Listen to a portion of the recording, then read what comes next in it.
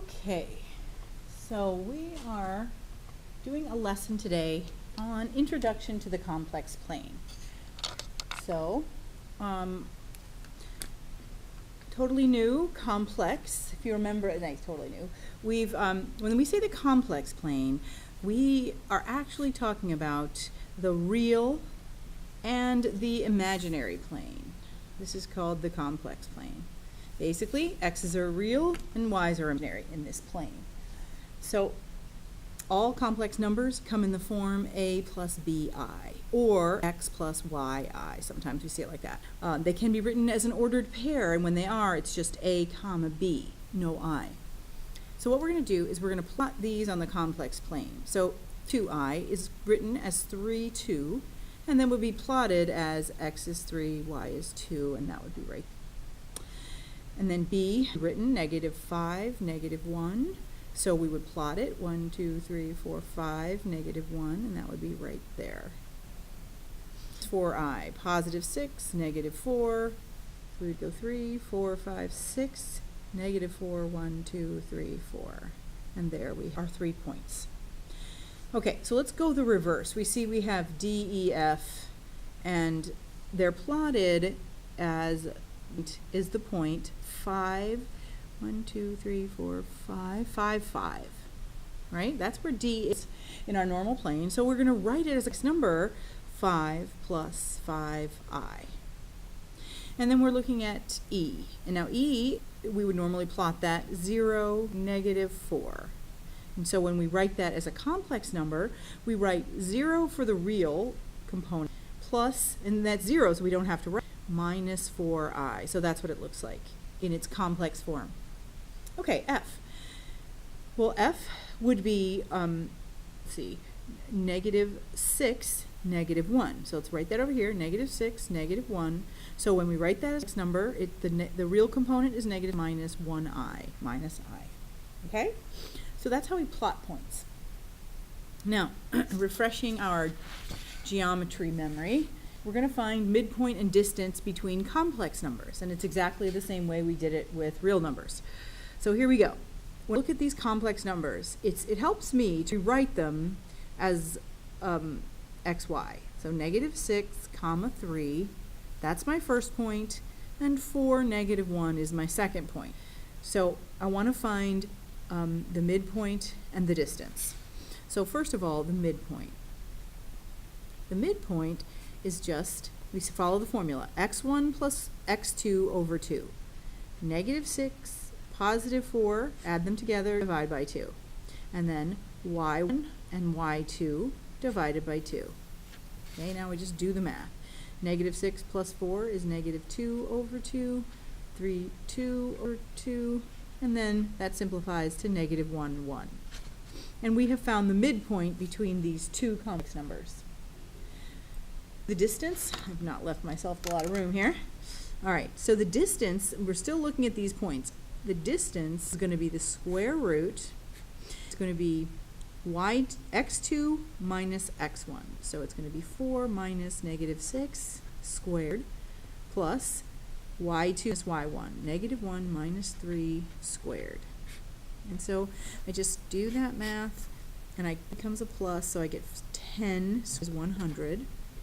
And then -1, that's -4 squared, is +16. So my answer is the square root of 116.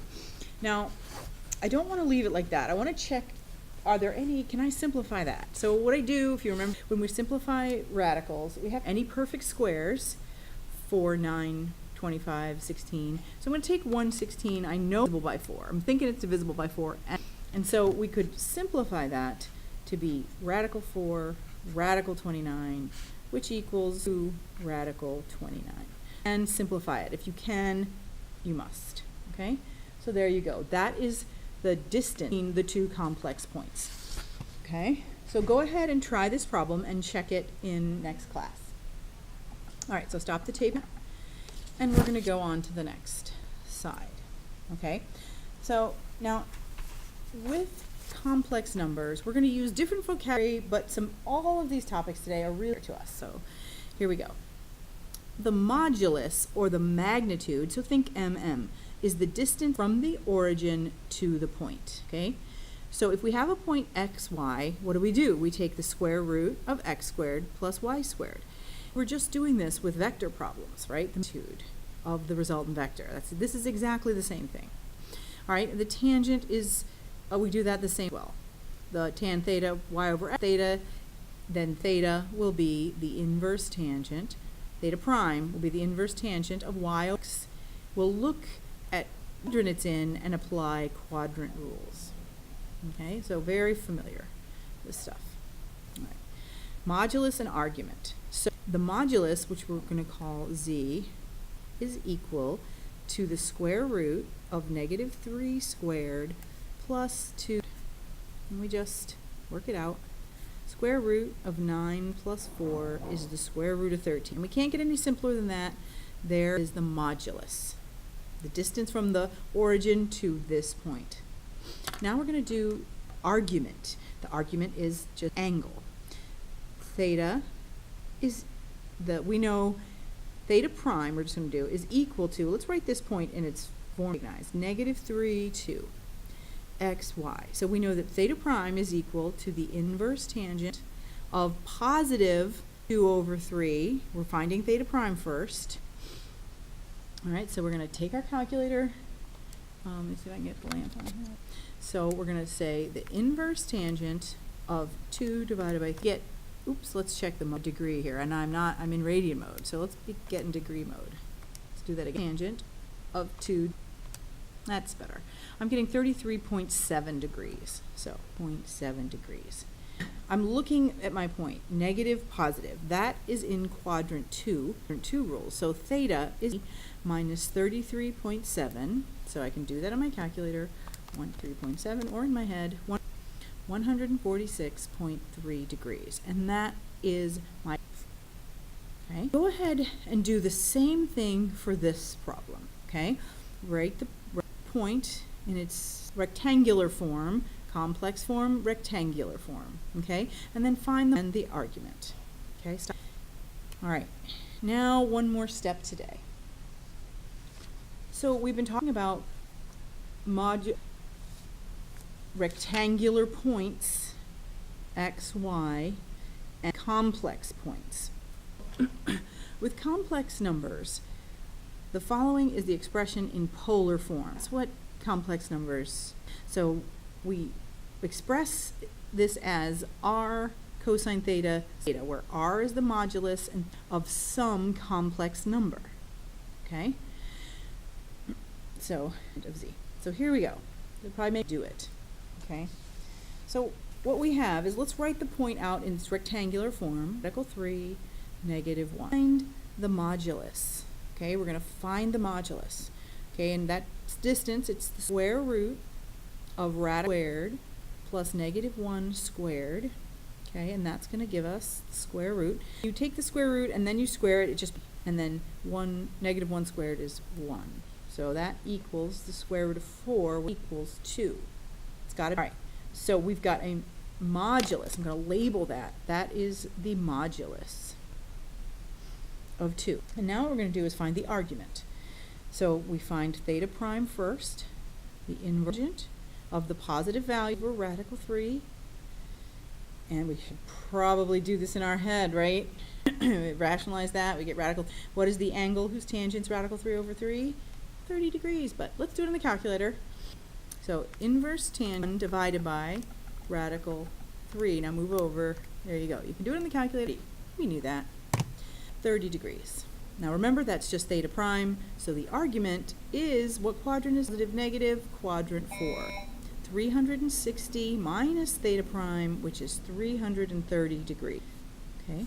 And so that we have a modulus of 2 and an argument of 30. Now, we're not quite done. We get the polar form. And so when we want to write the polar form, we say z, the form, is equal to the bar times the cosine of 330 degrees, I sine degrees. Now, I can, we could take this a little step further. We we know the cosine of, do this math out. So let me going to do this problem on your own, okay, with -1. You're going to find the modulus and the arg number, but let's just take this one step further down here, okay? The cosine 330. Now 330 is 11 pi over 6, right? So we know that this is 2 times positive radical plus I times the sine value is negative half. It's here.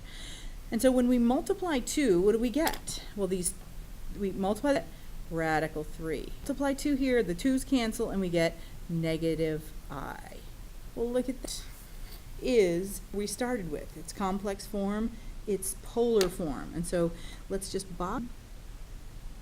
it polar form of a complex number. Okay? Stop the tape, do that one. Now, we're going to go the opposite way. Given a complex number, I want to express it in rectangular form. Rectangular form is up here.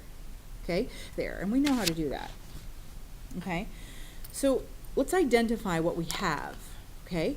We know r is equal to 4 to our equation. R cosine theta, I sine theta. And we know that theta equals 2 pi. Well, our x value is going to be equal to our cosine, which is going to be equal to 4 times the cosine of theta. Well, what's the cosine? Equals, let's just write it out. 4 cosine 2 pi over 3. 4 times the cosine is -1/2, which equals -2. So that's value. And let's y equals, as you will expect, r sine theta. So 4 times the sine of 2 over 3, which is 4 times positive radical 3 over, which equals, these are going to cancel 2, positive 2 radical 3. Okay. We have, let's just circle it, we have -2. We have our y value here.